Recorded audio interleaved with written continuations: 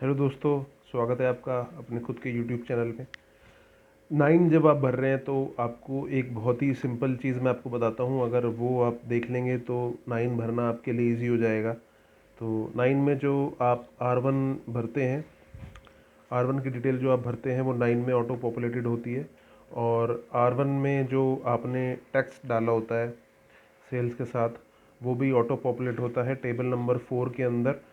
तो ये वाला जो टैक्स आप टेबल 4 में, यहाँ देखिए मेरे पास प्रिंट आउट है तो थोड़ा सा लाइट आ रहा है, पर देखिए आपके पास अगर टेबल 9 है, GSTR 9 है, तो आप उसका टेबल 4 खोल लीजिए।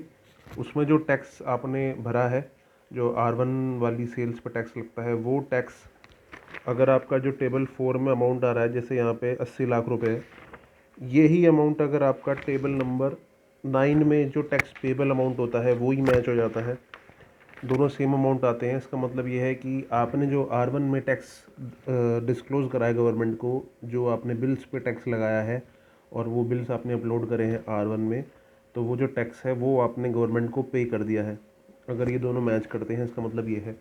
तो इसका मतलब ये है, अगर आपकी सेल्स जो है बुक से मैच करती है और सेल्स जो है वो R1 से भी मैच करती है और R1 में टैक्स ठीक गया है, तो वो आपने टैक्स गवर्नमेंट को सही टाइम पे जमा करा दिया है।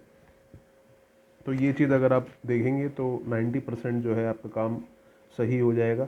उसके बाद आती है इनपुट की बारी। तो इनपुट तो अब जनवरी में से हमने 2B से देख के ही इनपुट लिया है, तो जनवरी से मार्च का इनपुट तो हमारा ओके ही रहेगा। उससे पहले भी अब लोगों में इतनी समझ तो आई गई थी कि वो 2A देख के ही इनपुट लेते थे, और जनवरी से मार्च उन्होंने 2B से देख के ही इनपुट लिया है, तो इनपुट में भी ऐसी कोई दिक्कत नहीं आएगी।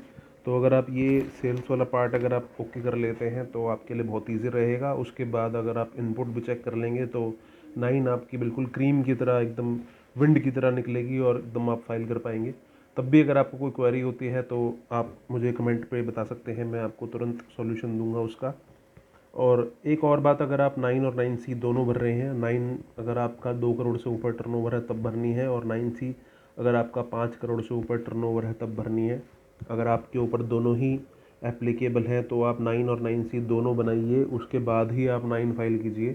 9C आप बना के 9C को अपलोड करके देखिए कि कोई एरर तो नहीं आ रही है, तभी आप आगे फाइल करिए। क्योंकि कई बार ऐसा होता है कि हम कोई फिगर डालनी भूल जाते हैं और हमें 9C में याद आती है कि वो फिगर रह गई थी, फिर उसका हम जो है कमेंट में डालते हैं। उससे अच्छा है कि हम पहले ही चेक कर लें कि कोई एरर तो नहीं है।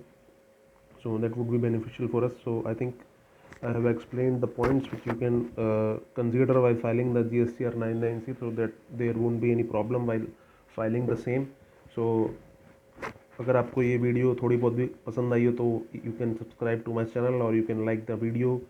Both will be beneficial for me and will help my channel to grow. Thank you and have a great day.